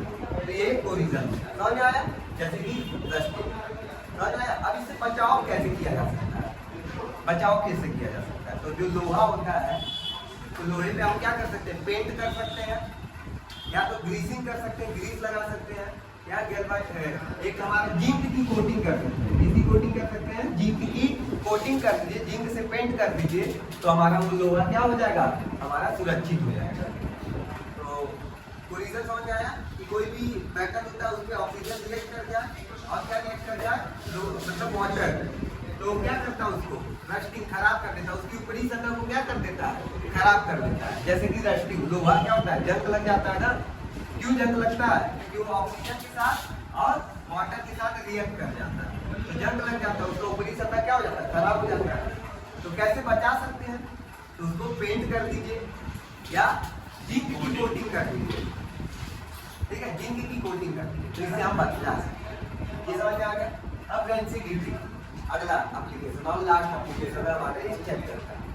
व्हाट इज द रेंसिडिटी, तो रेंसिडिटी क्या होता है, जैसे कि मान लेते हैं आप चिप्स देखे हैं, चिप्स जब पैकेट में भर के आता है, ठीक है, पैकेट में भर के आता है, तो उसमें ऑक्सीजन गैस नहीं डाला जाता, उसमें ऑक्सीजन नहीं डाला जाता, कौन सा गैस डाला जाता है, नाइट्रोजन गैस डाला जाता है। चिप्स के पैकेट में फूला रहता है ना, उसमें नाइट्रोजन गैस डाला जाता है, क्योंकि अगर नाइट्रोजन गैस डालते हैं तभी वो क्रंची रहता है, खाने में अच्छा लगता है। अगर ऑक्सीजन गैस भर देते ना, ऑक्सीजन गैस भर देते, जैसे कि हम खोलते जब चिप्स फाड़ के रख देते हैं, देखिए ना एकदम मुलायम हो जाता है, खाने में मजा नहीं आता, क्योंकि वो ऑक्सीजन के साथ खराब, मतलब रिएक्शन करके उसको क्या कर देता है, चिप्स को खराब कर देता है। तो एग्जाम में क्वेश्चन पूछता है कि जो चिप्स का पैकेट आता है उसमें कौन सी गैस भरी होती है, नाइट्रोजन गैस। और ये भी क्वेश्चन पूछता है क्यों नाइट्रोजन गैस भरा रहता है, ऑक्सीजन नहीं भरा रहता है, क्योंकि वो ऑक्सीजन के साथ रिएक्ट करके क्योंकि वो ऑयल होता है, तेल होता है, तेली, हाँ, वसीय पदार्थ होता है, ऑयली होता है। तो जब ऑक्सीजन के साथ रिएक्ट करेगा तो उसको क्या कर देगा, खराब कर देगा। ठीक है, ऑक्सीजन के साथ जब रिएक्ट करेगा तो उसको क्या कर देगा, खराब कर देगा। जैसे ही हम पैकेट फाड़ के रखते हैं, आधा घंटा रखो फिर उसे बनाओ, क्रंची रहता है, नहीं रहता है, खराब हो जाता है। इसी तरह और एग्जांपल से समझा सकते हैं, जैसे खाना होता है, हाँ, खाने को क्या करते हैं, अगर हम पनीर घर में बना, पनीर घर में बना तो क्या होता है, जब घर में पनीर रख देते हैं तो मान लो खुला रख दिए, वो ऑक्सीजन के साथ रिएक्शन करेगा, तो एक दो दिन बाद देखते हो महकने लगता है, पूरा गंदा सा स्मेल आता है, हाँ, तो महकने लगता है, मतलब क्या हुआ, वो रेंसिडिटी होता है। ठीक, तो इससे बचाव के लिए क्या किया जाता है कि ऐसे जगह रख दो जहाँ पे ऑक्सीजन की मात्रा क्या हो, कम हो। जैसे कि जो सब्जी होता है तो किस में रख दिया जाता है, फ्रिज में रख दिया जाता है। किस में रख दिया जाता है, फ्रिज में। क्यों रखा जाता है, क्योंकि फ्रिज में ऑक्सीजन की मात्रा क्या होती है, कम होती है। क्लियर है, बात समझ आ रहा है, तो रेंसिडिटी समझ आ रहा है कि किसी भी चीज को क्या कर सकते हैं, वायु की उपस्थिति में ऑक्सीजन के प्रेजेंट में हम नहीं रखते हैं। क्यों नहीं रखते, क्योंकि वो क्या हो जाएगा, उसके साथ रिएक्शन करके क्या कर देगा, खराब कर देगा। इसीलिए ऐसी जगह रखते हैं जहाँ पे ऑक्सीजन ना हो, जैसे कि फ्रिज। फ्रिज जब खोलते हो, फ्रिज में रख देते हैं, फ्रिज में देखते हो नहीं महकता है, लेकिन अगर ऊपर ही बाहर रख देते हैं तो महकने लगता है, क्योंकि बाहर जब रखा रहता है तो वो ऑक्सीजन के साथ रिएक्शन कर लेता है, तो खराब कर देता है। तो यहाँ से हमारा रेंसिडिटी भी खत्म हो जाए। बातें समझ आया, सारे टॉपिक समझ आए। ये एप्लीकेशन था ऑक्सीडेशन एंड रिडक्शन का। तो आशा करते हैं सारे बच्चों को सारे टॉपिक समझ में आया होगा। तो आज हमारा पहला चैप्टर, जो कि बहुत बड़ा लेक्चर चल गया, उसमें हमारा पहला चैप्टर खत्म होता है। और ऐसा नहीं है कि बस एक ही क्लास मिलेगा, कि 10th का एक ही क्लास मिलेगा, नहीं। हमारी जो क्लास है, यूट्यूब पे जो क्लास है, उसमें आपको class 9, class 10, class first year and class inter, उसके साथ IIT नीट वालों को भी पूरा दिया जाएगा। मतलब A to Z आप लोगों को केमिस्ट्री का क्लास, मैथ का क्लास और जो अदर सब्जेक्ट है उसको भी यहाँ पे प्रोवाइड कराया जाएगा, और बिल्कुल फ्री ऑफ कॉस्ट। ठीक है, तो सारे वीडियो को आप ऐसे ही देखते रहिए और लाइक और सब्सक्राइब कर दीजिए।